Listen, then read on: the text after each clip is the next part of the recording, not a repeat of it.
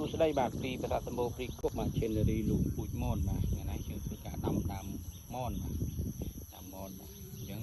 មុននឹងដាំយើងទៅត្រៀមដីបាទនេះគឺរណ្ដៅចាស់ទេបាទទៅត្រៀមដីបាទត្រៀមដីយើងជីករណ្ដៅជីកខ្ញុំជីអត់ជ្រៅទេបាទដោយសារទឹករណ្ដៅចាស់បាទនេះយើងជីករណ្ដៅហើយយើងដាក់ជីជាមួយសัตว์បាទជីជាមួយសัตว์រួចហើយទុកផ្អាប់ទុករយៈពេល1អាទិត្យ2អាទិត្យក៏បានដែរបាទទុកចោលនឹងដើម្បីវាស្ងួតបាទគឺហើយយើងធ្វើការដាក់អំបិលនិងដាក់ជីត្របាបាទដាក់អំបិលហ្នឹងដើម្បីឲ្យគម្លាវារត់បាទដេញគម្លាបាទរត់បាទ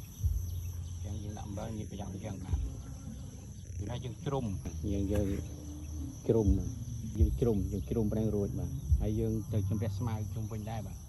ខាងកុំឲ្យវាមានយើងបាច់អំបិលណាបាទអំបិលដូចវិជ្ជាហ្នឹងឯងគឺការពីគម្លាបាទដីយើងគម្លាច្រើនណាបាទហើយជ្រុំហើយចាំនៅពេលល្ងាចយើងធ្វើការដាំដុះយើងដាំពេលល្ងាចថ្ងៃឡើងក្តៅយើងដាំពីក្រោយខែទេបាទតែយើងត្រូវត្រៀមនៅសាច់បាទអរគុណច្រើន